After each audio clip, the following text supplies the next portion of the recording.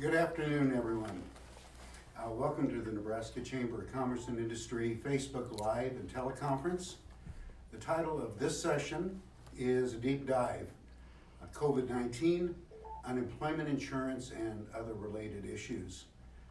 My name is Ron Sedlacek. I'm Vice President and General Counsel for the Nebraska Chamber. And this program is being recorded, and it will be accessible for those who could not attend at this time or would like to either review or share the information presented today at a later date. So first of all, some housekeeping matters before we begin. Number one, all lines are muted at this time. There will be an opportunity for questions later in the program. Second, we encourage this, particularly when we do open the lines, do not place your phone on hold at any time during this conference. Otherwise, chances are we all are going to be entertained by your online, on hold elevator music or commercials or other messages. Third, would like to have you write down some information here. Holly Salmi from our office is standing by to take questions as they come in. You can email her, and here's her email address. You can do it anytime during this call. hsalmi@nechamber.com. That's hsalmi@nechamber.com. Fourth, just a warning. Some of our topics are going to change in the future. No doubt about it. They change daily sometimes. So we will update you, but as a note, for those attending a recorded version of this program, the live session was held on March 24th, 2020, beginning at 3:30 p.m. Central Daylight Time. Well, today's program is being offered to Nebraska Chamber members, and we're also opening it up to non-members. And for those non-members attending, if you like this information, if you find it valuable, we urge you to consider supporting the Nebraska Chamber by becoming a member, which you can do on our website, www.nechamber.com. nechamber.com. And we will be having future programs, some available to members only as well. We may have some that open it up to members and non-members. What we're going to do today is further explore recent changes and new programs applicable to the Nebraska Unemployment Insurance Program and some additional related issues. So we're going to begin with a brief overview of recent state and federal changes regarding unemployment insurance. And then next we're going to dive deeper. We're going to cover topics such as some of the common unemployment insurance rules, what is considered COVID-19 related, what about reduction of hours, how do you handle pre-COVID-19 claims versus post-COVID-19 claims in regard to unemployment insurance, how employees apply for benefits and how claims can be expedited, how you can help, and how employers respond to applications for benefits and speed up those payments. We're also going to discuss the short-term compensation program, the provisions, and how they work, and again discuss reduction in hours versus separation from employment. We're going to cover a little bit about potential disaster relief, focusing on self-employeds as well as 1099 workers. We're going to touch federal legislation, obviously phase 1, but also some phase 2 changes and phase 3 issues that are still developing at this hour. And finally, we'd like to discuss the interplay of paid leave provisions such as family, medical, and sick leave issues. So today, joining us in the program are presenters. And we have John Albin, who is the Commissioner of Labor for the state of Nebraska. And we have Katie Thurber, and Katie is General Counsel for the Nebraska Department of Labor. Just want to mention, John was appointed as Commissioner of Labor by Governor Ricketts when he began his term back in 2015, and he's had a long tenure at the Department of Labor. He came out of private practice, but he had served as acting commissioner and general counsel for the department. He was an administrative law judge. He moved to the legal division. Like I say, became general counsel and then commissioner. And he's been recognized nationally. He's had a award of merit from the National Association of Workforce Agencies for his contributions to the unemployment insurance program. Now, turning to Katie, as I mentioned, she is general counsel with the Nebraska Department of Labor, but she also serves as interim unemployment insurance director. And I guess if that's not enough on her plate, she also serves as the department's legislative liaison. So she works with our state policymakers, oversees the unemployment insurance appeal tribunal, the benefit accuracy measuring unit, and various labor standard programs, including wage payment and collection, contractor registration, and child labor laws. Katie's been with the department, I believe, for 7 years now. So let's begin and turn the program over to you, John. All right, well, thank you, Ron, and thank you all for coming here this afternoon. First of all, as we go into these unprecedented times, I'd just kind of like to talk about, all right, how good a shape are we in to withstand this shock to the employment community? And Nebraska is in really good shape. The USDOL has a measure where you're supposed to be a 1.5 average high cost multiple. You really don't mean to get into the geek of that, but Nebraska's at 1.75, so we're way over their level. Of the 53 jurisdictions that provide unemployment insurance, ours is the 6th best, so we're in good shape in terms of that. If you want to just look at raw dollars, I had them run off today. We are sitting at $441 million in the Federal Unemployment Trust Fund. And actually, under state statute, the State Unemployment Insurance Trust Fund could be used if we needed to, and that's got another $69 million in it. So we're in as good a shape as you could ever hope to be going in. It will certainly be a drain on the system, but we think we're in pretty good shape to withstand any shock to the system. Just by way of contrast, we're at 1.75. The state of California is at 0.21. State of New York is at 0.36. Both of those states, I would predict, will go insolvent early in this process, especially considering that the 2 states are now closed down effectively.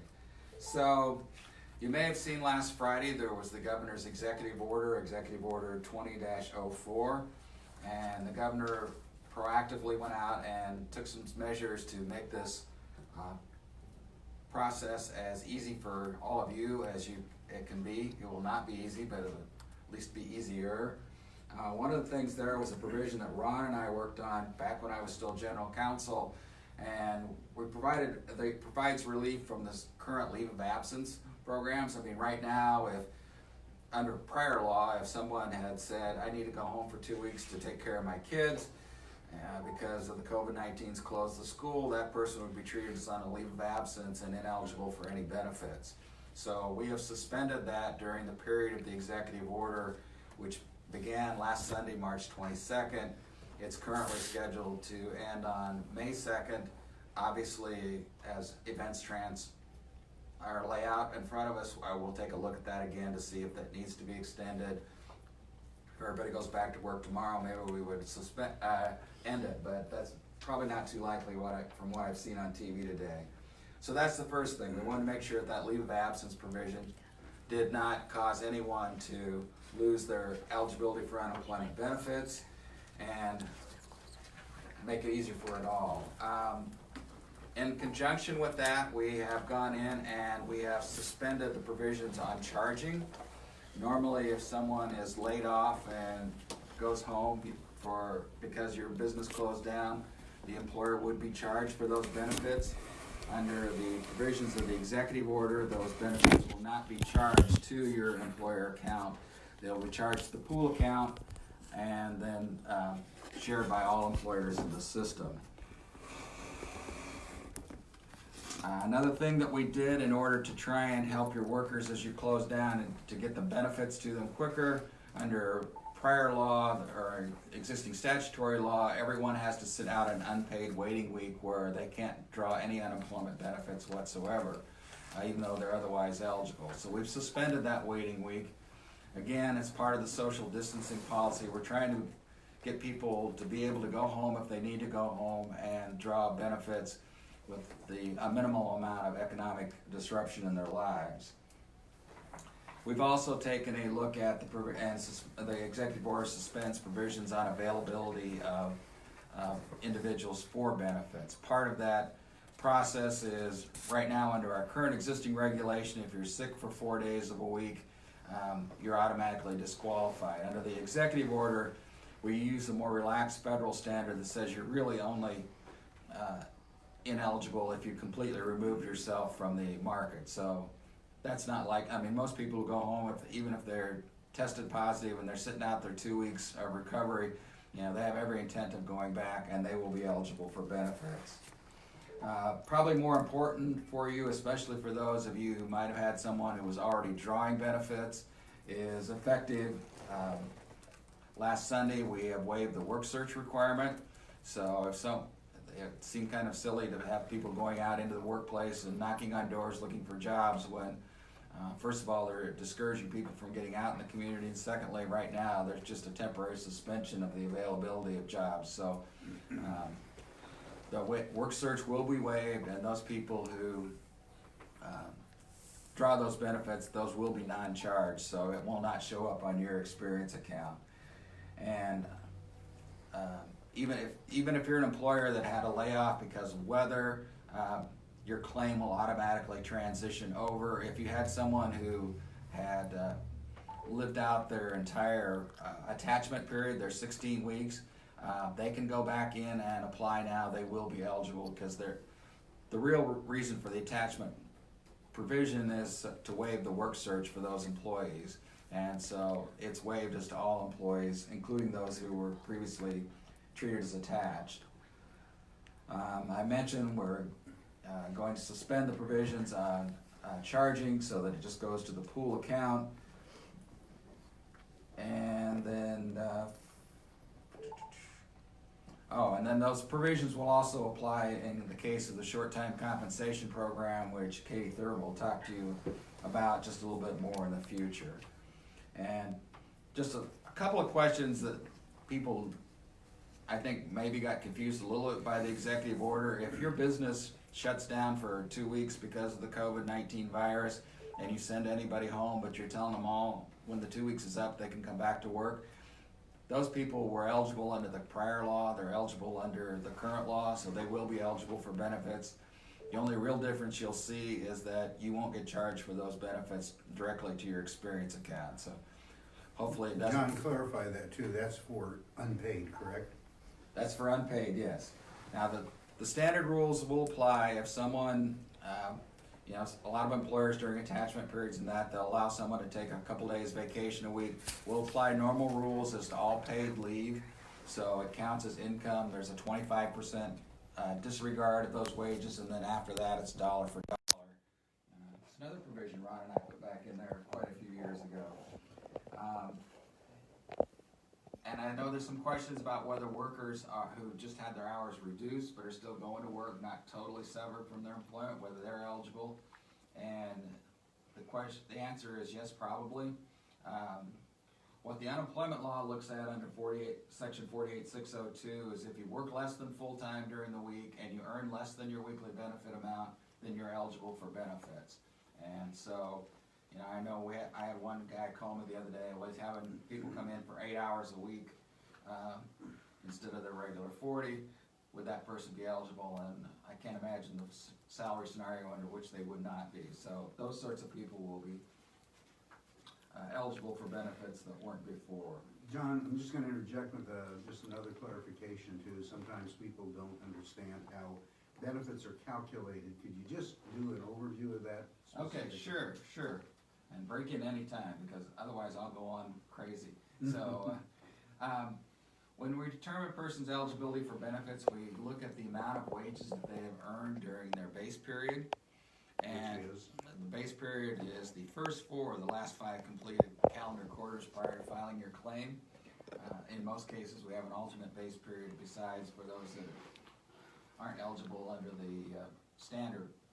But then we take the high quarter in that and we divide those wages by 13, and then that's considered to be your average weekly wage, and then you get half of that average weekly wage. So right now, the top amount is $440 per week. So that means anybody earning $880 or more per week gets that weekly benefit amount.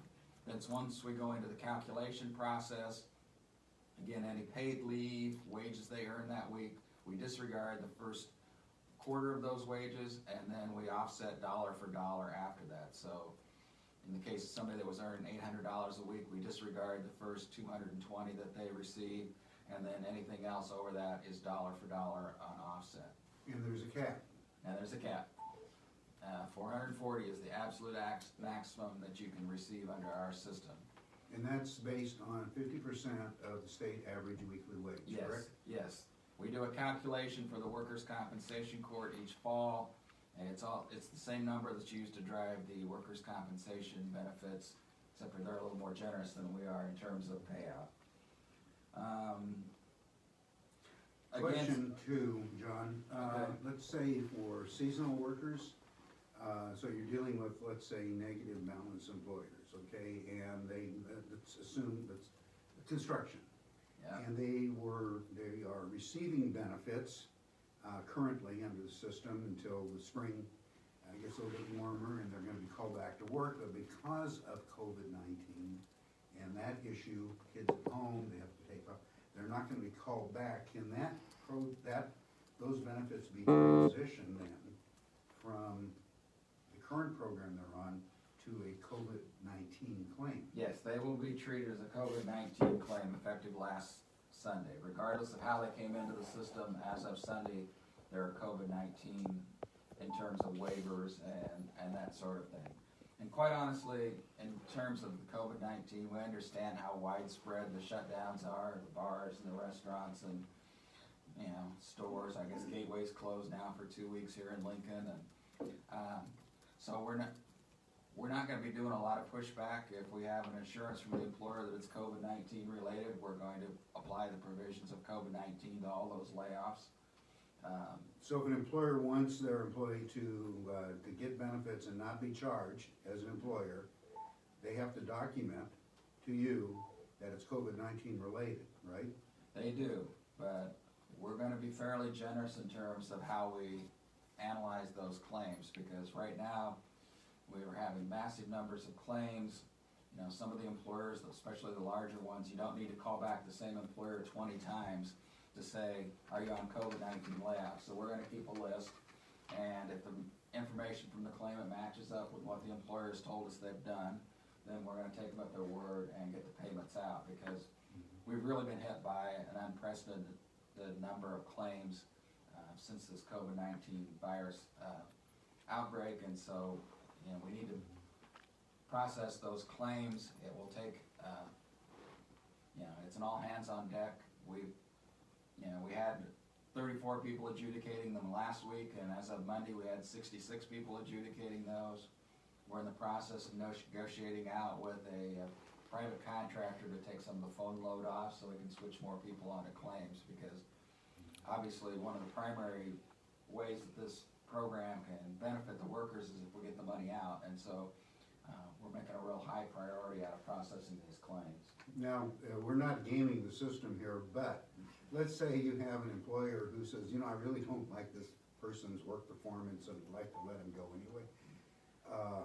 They would be charged as an employer, and it would go against your experience account. But Yes. if they said, it's because of COVID-19, they would be non-charged. That's true, and it will be a small number, but there's always going to be somebody who tries to play the game. But what we will do in these cases is the COVID-19s are fairly short-term shutdowns, and if at the end of that period the worker does not go back to work for that employer, then we will shift the claim back to a regular claim, and so then the charging provision will adjudicate a separation, and if it was, and then we'll go into the standard misconduct, no misconduct, good cause quit, no good cause quit analysis.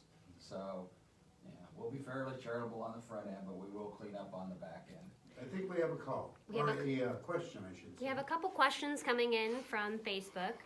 Will there be any sort of hardship consideration for individuals with no computer or phone with the long wait lines when filing their weekly claims? Well, we offer claims, it can be filed in 3 different ways. I mean, they can be filed over the phone if it has to be. Our preference, and 99.7% of last week's claims were filed by computer. And we also have 16 offices across the state where you can go in and someone will assist you in getting that claim filed. So we will get you filed one way or another. If worst comes to worst and someone couldn't come in, I don't know what that reason would be. You know, there is provision for backdating claims under the current regulations. So we're doing our best to accommodate people. We basically pulled in all hands on deck from all the local offices, even the ones that didn't have unemployment people before. They do as of Monday. And so we're processing those claims as rapidly as possible.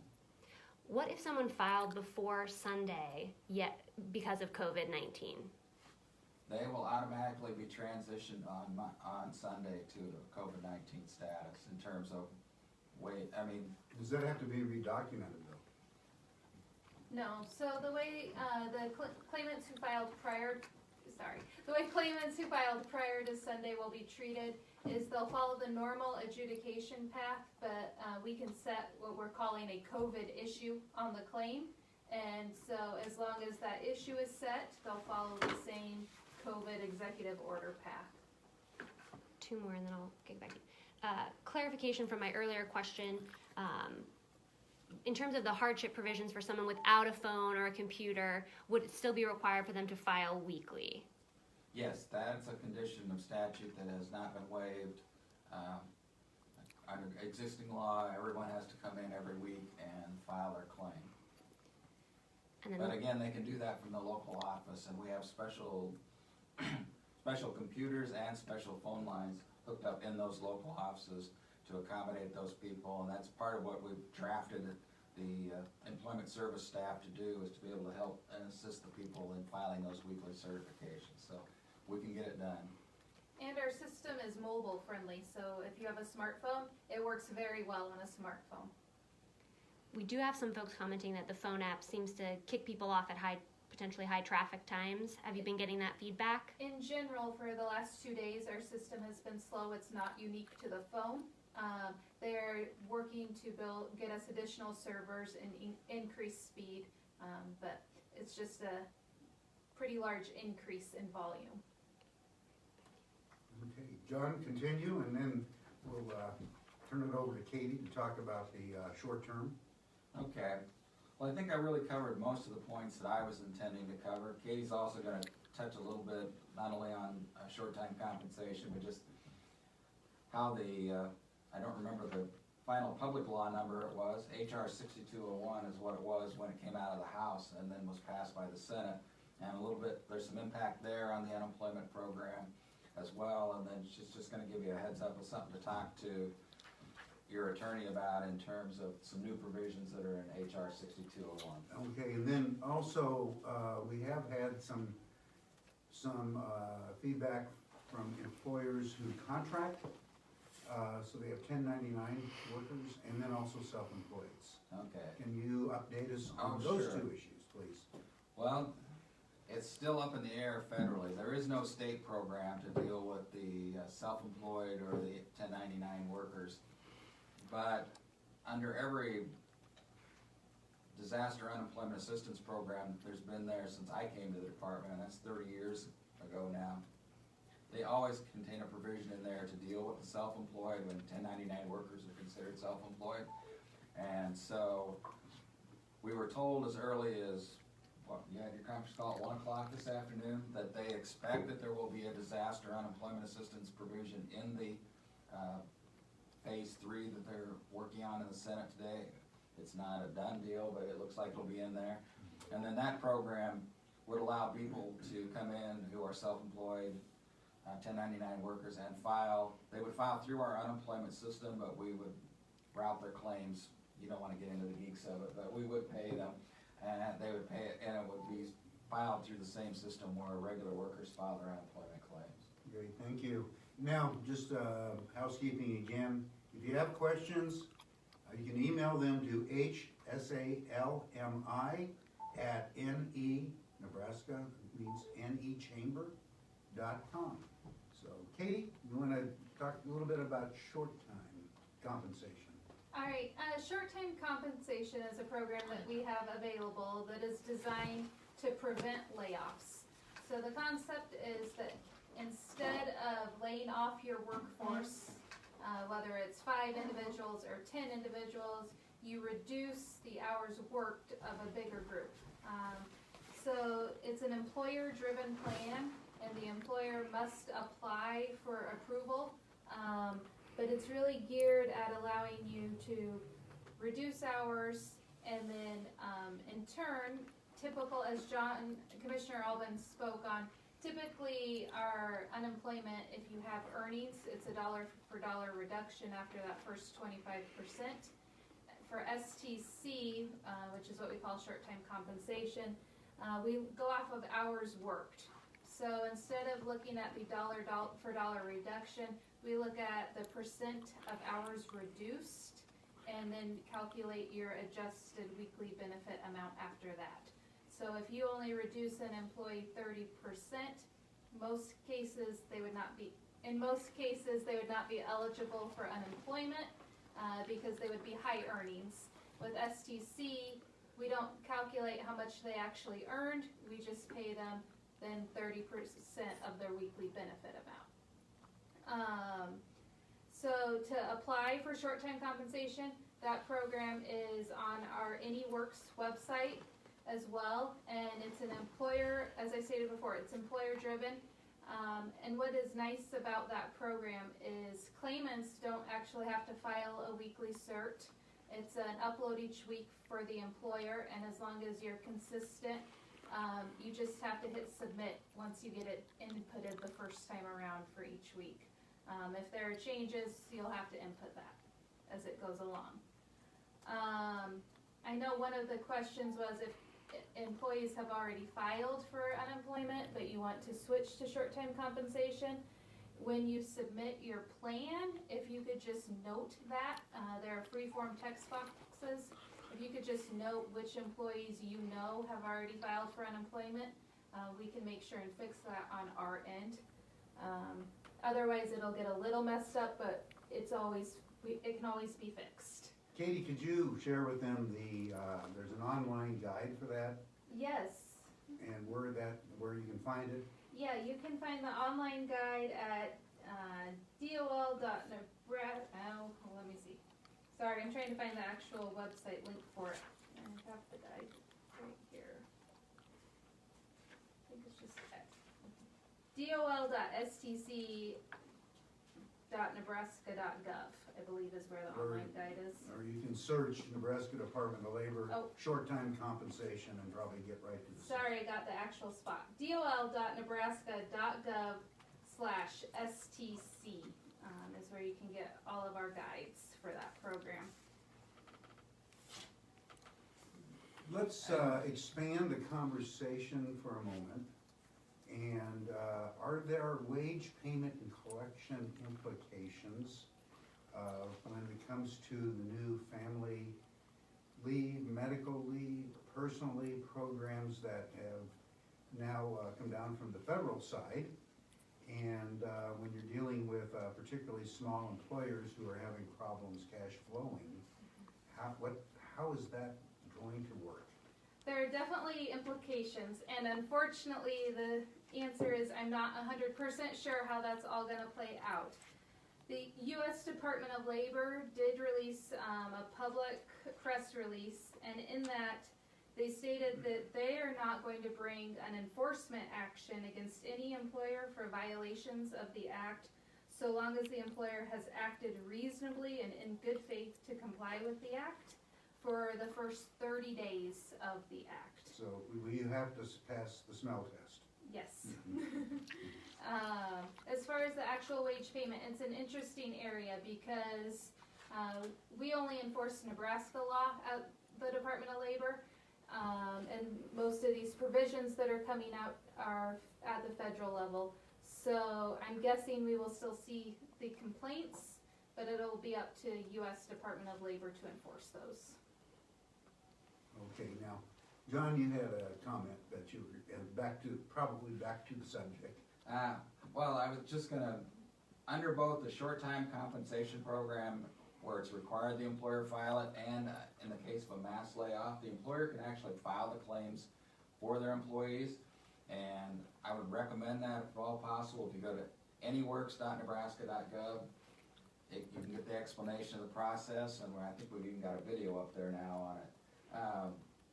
But under that, you know, you've all gone through layoffs at some time or another, or terminated somebody, and then you get the letter from the Department of Labor that says, why isn't Joe working there anymore? And then you have to respond to it. Well, in these cases of mass layoffs, especially if you're a small employer, and that's 20 or less, and that's 86% of Nebraska's employers, that can get pretty daunting to process all that paperwork. And if you process it, if you submit it for the claimant through, it's an CSV? Yes. CSV file. I keep wanting to do Excel, but they keep telling me CSV is better. But anyway, if you do a CSV file in, you submit it all for the claimant. We won't contact you again because you've already given us the information that you need. And it will also expedite payment to your employee because we know why they're separated. We know it was a COVID-19, so it's on as fast a track as it can get to get processed through.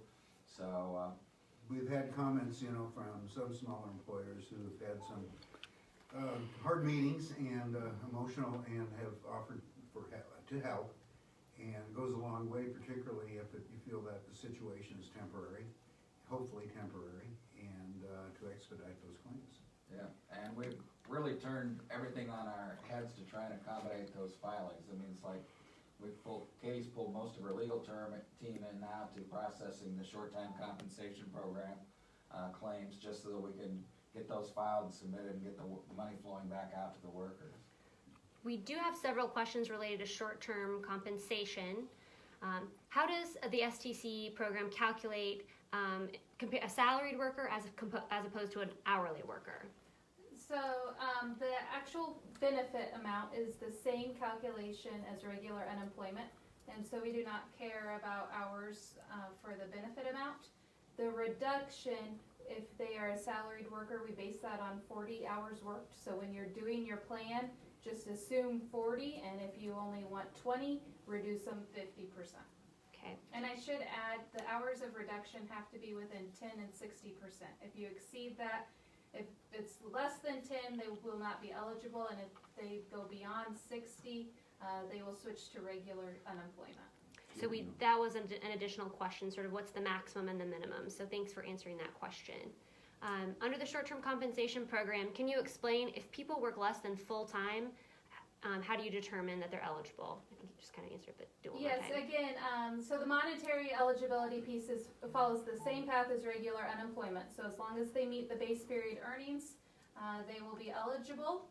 And then the reduction is, again, just based on a percentage of hours worked. So if they are normally 20 and go down to 10, again, that's a 50% reduction. So they'd receive 50% of their weekly benefit amount. Thank you, Katie. Couple. Repetition is a good teacher. We've got a couple more. Is there a time frame for short-term compensation and how long it can be in use? So each plan is good for essentially a year. The statute's worded a little more complicated than that, but go with a year. And the employer actually chooses the length of the plan when they apply. And I would recommend erring on the side of going too long, because you can always terminate early. If an employee already filed a claim for unemployment and the employer decides to do short-term compensation, what does an employee need to do then? So if the employer is aware, the employer just needs to put that in the plan, put the claimant's name and SSN so we can try and fix it on our end. If the employer is not aware of that, the employee needs to call in to our claims center. And one last question, and I'll kick it back to you guys. Just an example, we're a restaurant chain and we've started to cut some hours but don't want to lose our employees completely. Should we use short-term compensation or just tell them to apply for COVID-19 unemployment insurance? I highly recommend short-term compensation. One of the biggest benefits is to participate in short-term compensation. You have to keep health benefits, and so that is a huge benefit to the employees if you can keep that going versus unemployment. Okay. Very good. Now, we did have some questions that were submitted ahead of the program here, and if you would like to cover those, that would be great. Okay, the first question was from, you want me to get the names of the individuals? No, that's okay. We First can- question was, unicameral COVID appropriations left about 25 million without earmarks. Will you please advocate for 1099 employees to have an opportunity to apply for unemployment benefits? Well, we think that's gonna be covered in the federal language, and so there will be assuming that they do pass the disaster legislation, there will be unemployment benefits. You won't see where it's coming from. It'll actually come from the federal government, but you'll be filing with the Nebraska Department of Labor under that program. So stay tuned. Stay tuned. I think we've answered this one, but I'll go over it again. We have employees currently on layoff and collecting unemployment due to a weather layoff. We are planning to bring them back soon, but COVID could prevent that and take them beyond their attachment period. If that happens, could employees continue to file weekly under their existing claim and simply change the reason for layoff to COVID, thereby eliminating the attachment period issue, or would they need to open up a whole new claim specific to the COVID layoff? They can just file. They do not need to go in and do anything special. The real significance in our system is that if someone's considered an attached status, we waive the work search. Well, with the governor's executive order, as of Sunday, we've waived the work search anyway. And so, even if they stopped filing last week, they just go in and refile again now, and they can still claim for last week up through Friday. So, if they were on attachment status, they can't go back because of the weather, just go ahead and file, they'll get benefits. Okay, do they file, do they have to put the reason?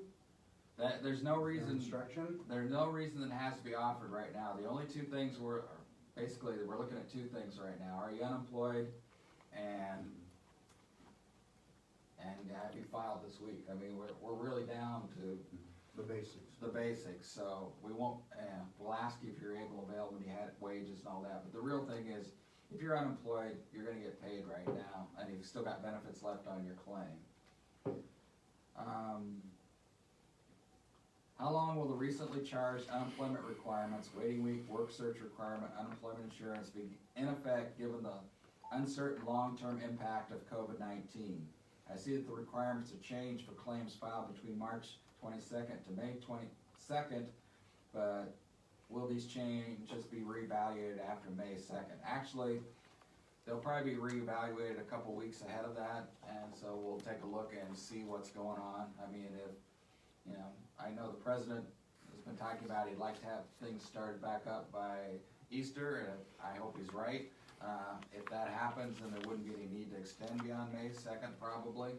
On the other hand, we will certainly be taking a look around that mid to late April at whether it should be extended or not.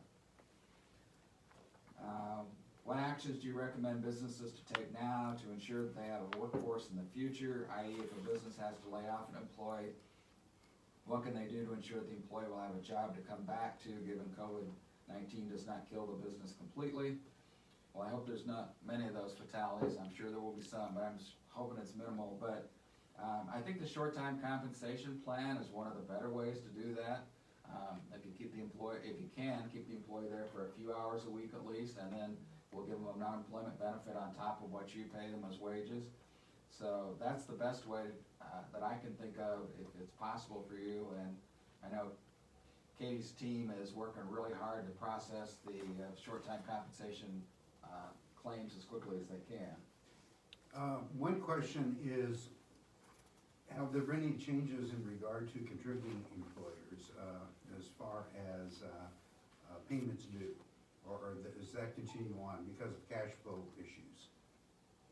It's under consideration. We'll take a look at it. They're not due till April 30th on the first quarter. We will be taking a look at that in the near term. I guess part of it would depend a lot upon how bad this looks as we get a couple weeks down the road. As I said before, our unemployment trust fund is in really good shape, and so if it seems like there's a need, we'll take a look at it, but it's still to be determined. Okay, any other questions? Okay, thank you. If our employees are going to file for unemployment, are they still eligible for the 80 hours sick pay or vice versa? I'm gonna assume that that's the 80 hours that's in the HR 6201. And yes, they are eligible for that. There's a lot of questions on this and the interplay with unemployment benefits right now. I was on a conference call at 1 o'clock where we were all trying to sort some of this out amongst all workforce attorneys. But right now, the number one thing is, yes, they're eligible for that. Employers need to pay that. We're still trying to determine unemployment eligibility for those 2 weeks. But they're better off filing and letting us sort it out. Okay. It says also if our employees currently have sick and vacation available and they use it, will unemployment take that into consideration before the state will issue them unemployment pay? Any paid leave that's received will be treated just like it's treated right now, in the sense that we'll disregard that first 25% of it and then do the dollar for dollar after that. I know a lot of employers who have long layoffs due to weather, they will encourage employees to take a couple days a week as they go along, but we'll treat that just like we do right now for the 25% disregard and then the dollar for dollar after that. And this next question is, if our employees have the vacation, sick, etc. available, are they required to take it prior to applying for unemployment? That's strictly between you and the employer, or you and the employee. Yeah, if they don't, we're not requiring anybody to take it in order to be eligible, so just because you have 2 weeks vacation banked doesn't mean you have to take it before we'll pay you. Our only question is, did you earn wages that week or have wages that are attributable to that week, such as leave pay? And then there's a difference or a distinction, I would think, between reduction in hours versus separation from employment, correct? Oh, yeah. So you have a separation when you have earned vacation, which it would be payable. If it's a reduction in hours and there's application made, you're still essentially attached to where that obligation is not triggered to be paid. Yeah, that's right. If we get a answer to a request for separation information that says this person quit and I owed them 2 weeks vacation pay at the end, that's gonna immediately be applied and they'll be disqualified. On the other hand, if it's the COVID-19 thing that has closed down our restaurant for 2 weeks, we don't care whether that person has banked leave as long as they don't actually get paid that leave. The next question, I should have given this one to Katie. I'm her boss, so she can take the hard one. It says, how long will it take to process claims? And that's a good question because we are moving people over and adjudicating as fast as we can, but the ETA will not let me tell you the official numbers, but they were really much higher volume than usual. The feds tell us they want us to try us to get paid in 21 days. I hope we don't take that long, but given the volume of claims, it's really uncertain at this point how quickly we can get them paid. Things that you can do to help us out in that regard, you know, if you file a mass layoff for your employees, then we've got that information that fast tracks those people. If you have an SDC and you file that and file a claim for the employee, that will also fast track it. Right now, it remains to be seen, but we're desperately trying to get them paid as quickly as possible because we understand the circumstances. And just on the mass layoff piece, if you do file on behalf of your employees, make sure you tell them that you're going to do that so we don't get their initial claim plus the initial claim from the employer. Yes. Is there an expedited timeline for being approved for a short-term compensation plan? Yes and no. So I have completely repurposed my entire legal team to handle the short-term compensation, but in one day we received more plan applications than we have for the entire existence of the program. So We are doing our best. Moving to carry out only, our restaurant has had to significantly cut hours and move to skeleton crews in order to make ends meet. Right now, we are only able to schedule employees for between 6 and 12 hours per week. If for whatever reason a person chooses not to work the reduced numbers of hours available to them, can they still file and receive unemployment benefits? The intent would be to welcome these individuals back to work as soon as things are back to normal.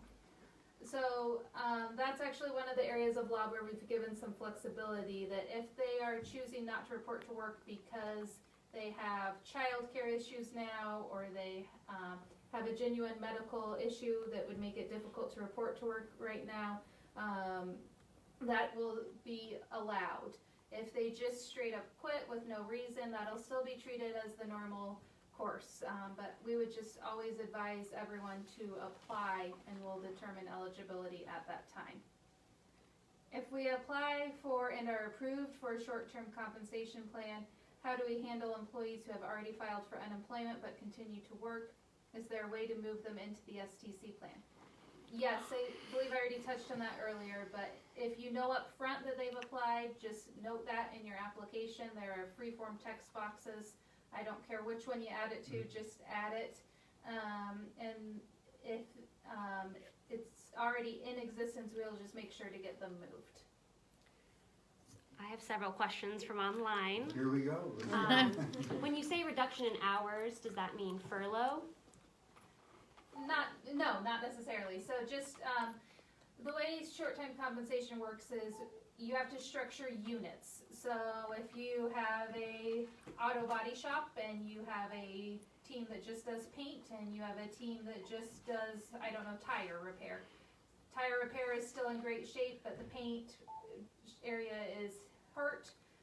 You can reduce just that force by any hours that work for the business needs. You just need to treat them all the same, but you definitely need to keep them employed for short-time compensation to work. Next question. If you were a business owner and didn't pay in for unemployment on yourself, can you get unemployment insurance or unemployment benefits with the COVID disaster? Not at the moment. If you did not pay in, you would not be eligible. Now, on the other hand, let's say you have a small business and you're organized under, let's say, a limited liability company or partnership, and it's you and your spouse and maybe a brother-in-law, and then you have a couple of extra employees. We've had a question that's such that can we lay ourselves off in order to help a little cash flow for retaining our employees and getting benefits? As long as you've been reporting your wages over time, yeah. The best way to decide is go look at your last 2 or 3 quarterly reports. If your name was on there, your social security number, and the amount was paid to you, then yes, you can lay yourself off. I mean, it seems a little bit odd, but that's the way it is. You're gonna have a good discussion with yourself. You're gonna have a good discussion with it. But, you know, we understand in these times, I mean, it's like if the business slows down and you do wanna do an STC and you wanna cut everybody's hours 25%, you can cut your own hours 25%. You've been reported as wages under the system for all those years, so you played by the book before, and so now you're eligible. Are salaried individuals eligible for unemployment if they are on furlough or layoff? And are they subject to the $440 unemployment maximum benefit? Yes, so as long as it's related to this COVID-19, yes, they are eligible for unemployment, and yes, the max weekly benefit amount for anyone is $440. In light of COVID-19, has there been any consideration to increasing the unemployment wage base? We haven't had any discussions on that, I don't know, 5, 6, 7 years since the last time it was adjusted. Last time it was adjusted was probably, maybe not even that long. 4 years ago? I'm not sure. What if there are earnings in another state? Will those be added to increase the weekly amount? Yes, out-of-state earnings are considered when determining the weekly benefit amount. We combine the wages from all states in covered employment and use that to establish your weekly benefit amount. Can you refresh us? What is the max benefit weekly under short-term compensation? It's also $440, and then we just reduce that dependent on the hours that the employee is reduced. Does short-term compensation count against the employer's unemployment account, or does it go to the pool account? In normal times, it counts against it, but it is part of the executive order, and it is going to the pool account as well. Well, I was not, and a follow-up on that question, I was not a math major in college, so take these with numbers with some suspicion. But if you add a 60% reduction in your hours, you're still eligible for benefits. And 60% of 440, I believe, would be $264 a week. So in addition to whatever the employer is, or you as an employer are paying, they would be eligible for, in that case, for $264 in unemployment benefits on top. You've mentioned that there's a little bit of unknown with how the disaster unemployment at the federal level will interact with unemployment at the Nebraska level. Is the Department of Labor someone that people can reach out to better understand how that interplay will work moving forward? So disaster unemployment is unique to the situation, and they haven't passed disaster unemployment yet, so we can't provide specific guidance at the moment. But in general, the past DUA, so the last time we had disaster unemployment in Nebraska was for the flooding. And with that, essentially, the only requirement for eligibility was that you were not eligible for regular unemployment. I think we've covered this, but we'll ask it again. For those who are on temporary layoff but don't know when things will return to normal, are employees required to use all their vacation, PTO, sick prior to receiving benefits? Or can some of these be held by the employer if the plan is to hire them back, realizing that they can't be paid both? We don't require anyone to take vacation pay. That's strictly between the worker and the employer. Unless it's clear that it's an actual separation with no plan to recall. Did you say that there were paper versions of the application that people can fill out and turn in somewhere? Where would they go to get those paper applications? For short-time compensation, there is, you're going to have to email ndol.stc@nebraska.gov to get the paper version. We would highly recommend doing the online version though. If a group of salaried workers is reduced below 40 hours, does this impact their exempt status? And that's dealing with the federal wage and With the hour law. overtime? Yeah. I wouldn't, it's not my area of expertise, but I wouldn't think you would, because overtime doesn't kick in until you're over 40 hours anyway, so if you're reduced below 40, I wouldn't think you'd have to worry about it in terms of exempt, non-exempt status. I think that's more of a federal issue. Could you repeat the question again? The question is, if a group of salaried workers is reduced below 40 hours, does this impact their exempt status? Well, you know, when you think about it, in the greater scheme of things, to be an exempt worker, you kind of establish your own hours, and whether you can get the job done in 1 hour or 60 hours, you're considered exempt, so there's not that kind of hourly supervision. So I think you have to keep that in mind. Again, this is a federal issue, and I would suggest you look at the interplay on the federal level. It's not going to affect the state program as such. Could you repeat the site for the online guide for the short-term compensation? Let me look it up again. dol.nebraska.gov/stc. And if you just go to dol.nebraska.gov and search in our search engine STC, you will find it. If an employer wishes to add compensation above unemployment benefits to get them 60% or 70% of their average wage, or subsidize with paid time off, would this affect their unemployment benefits? Yes, unless, the only exception would be if you have created a supplemental unemployment benefit program. In that case, we disregard benefits that are paid under that program, but just making one up on the fly, that would count. Since unemployment insurance is taxable, do you withhold payroll taxes from the payment, reducing the $440? That's completely optional on the part of the claimant. When they go in and file their claim, they are given the option of having state and federal income tax withheld. There's no Social Security no Social Security tax or Medicare tax, but individual has the option of having federal income tax or state income tax withheld, but it's not required. What if you were denied unemployment for being fired? Can you get it under this plan since you cannot find a job since no one is hiring? All right, well, once you satisfy your 14-week sit-out period, then you would be eligible to receive the balance of your claim that's allowed. If an employee filed for unemployment prior to March 22nd due to COVID-19, will that claim count against the employer tax rate? Any benefits that are paid in a COVID-19 related after the 22nd will not be charged to the experience account, and then since they're not charged to the experience account, they don't affect your tax rate. But they What if they would filed if they was before before. the It would 22nd? affect it, correct?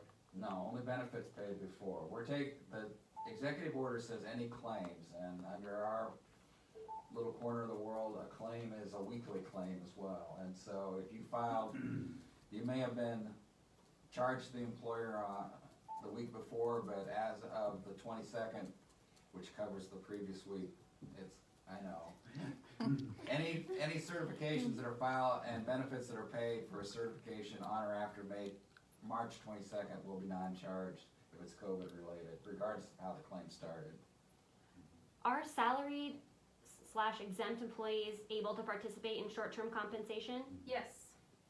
With the FLSA, an exempt employee, 40-hour work week, how are we to reduce them and have them participate in the program? You consider them at 40 hours and then base the reduction off of that percentage. If we already had people file unemployment claims yesterday before knowing about the mass layoff sheet, can the employer's response come through on the mass layoff sheet instead of responding to each claim? If most people have already filed, I would recommend not doing that because it's going to get messed up in our system to have to sort through all of those claims. If it's just one or two people and you laid off a significant number, yes. Are claims counted against the employer tax rate even if there are no plans to rehire the employees due to COVID-19? Can you say that again? Sorry. Are claims counted against the employer tax rate even if there are no plans to rehire them? Even though they were basically because of COVID-19, but we're not planning to rehire. Yeah, as long as it's related to COVID-19, it's non-charged. There's more. And we have more.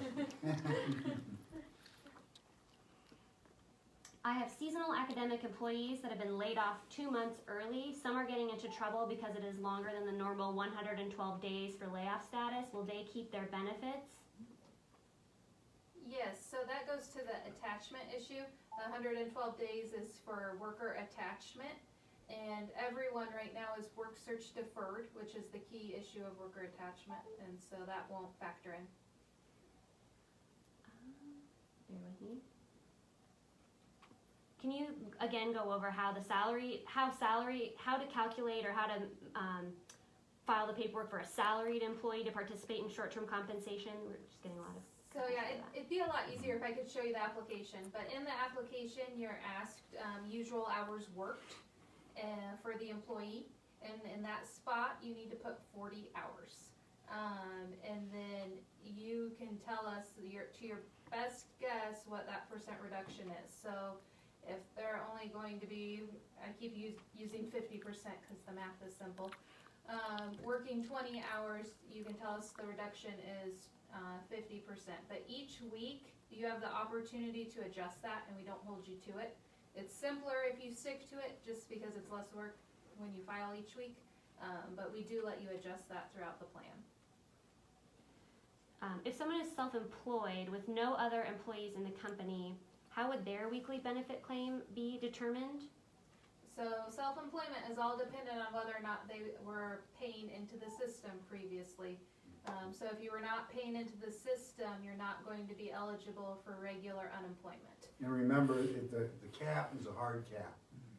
It's $440 a week, and that's it. There's no exception. Got a couple more.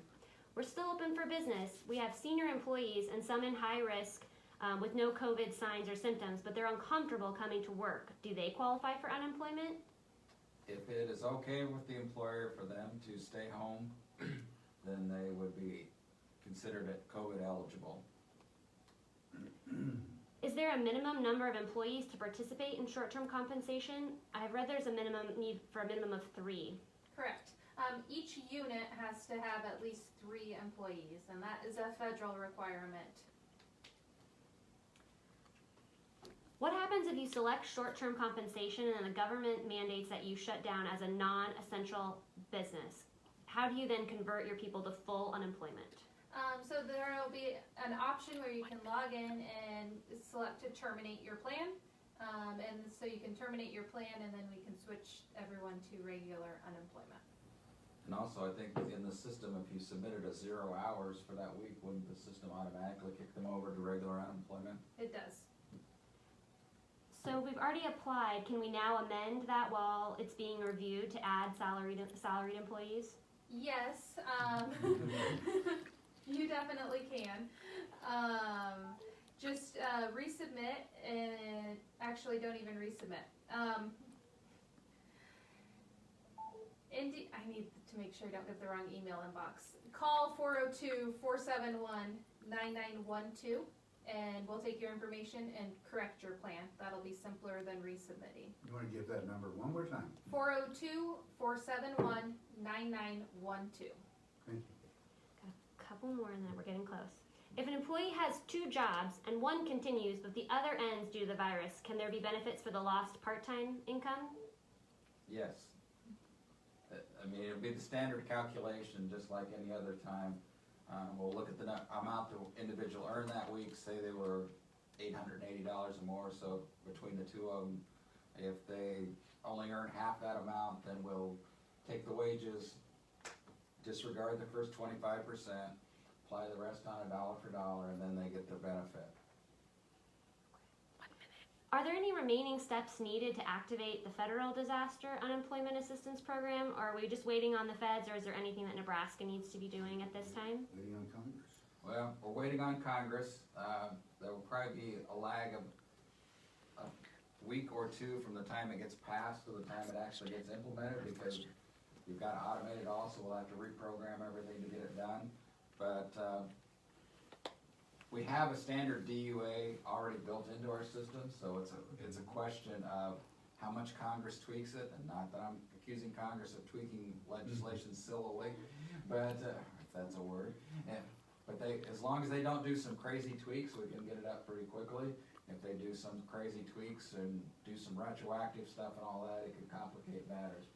We didn't, maybe we did cover, but I don't recall, extension of benefit time, federal changes, from the 26-week, Yeah, but could you cover that just briefly? Yeah, and the legislation's already passed. They fully funded extended benefits, except in Nebraska, it's unlikely we'll reach the triggers. If you look in the statute, our trigger is a 5% insured unemployment rate, which is just monstrous considering that before this all started, we were at 2.6? it's the insured unemployment rate, which is one of those nerdy terms, but it's actually much smaller. It was only 0.5%. And so it would take a huge upswing to meet that 5% insured unemployment rate. But what we're hearing, and who knows what they've done this afternoon, but there was some discussion in the federal legislation, because there are other states that have real low insured unemployment rates, that they would enact an on indicator for the entire nation, so the entire nation would go into extended benefits. We'll just have to wait and see what they do, but yeah, that would provide another, I think it's 13 weeks, is that right, Ron? That has been before, yes. Beyond. Got one more question pending. If a self-employed person is paying taxes into the system, would their benefit claim amount be based on their tax return? It'd be based on the wages they reported into the system, just like any other employee. The wages on their state unemployment return. All right, well, thank you so much for your time. We tried to keep this and promised John and Katie that they could return to their work, and we appreciate the work they have contributed today, hopefully for your benefit. And I'd like to again thank the members of the Nebraska Chamber for making this type of program possible. And I encourage you to continue your investment in our organization, or to step up to the plate and support the business advocacy group here in Nebraska, so that we can further your interests. I'm very anxious for Nebraska to return to a Nebraska reemployment program that we talked about quite a bit, as opposed to only unemployment issues. And so hopefully we see a little bit light at the end of the tunnel here. Any closing thoughts, Commissioner Albin? No, just the thought that it's all kind of fluid right now. We kind of have a roadmap for between now and May 2nd, but we'll obviously be reevaluating things as we go forward and see what works. So if there are things that we're doing that don't work, let us know. Or if there are things we're doing that you think are needlessly complicating your life, we're not there to complicate your life. So if there are things that we're doing that can help you through this time, why, let us know. Okay, anything else, General Counsel? No, just thank you all.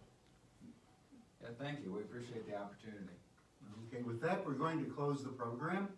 And thank you very much for your attendance. And we sure had a good exchange of question and answers. I'm sure more will be coming in. Thank you again, and we'll sign off.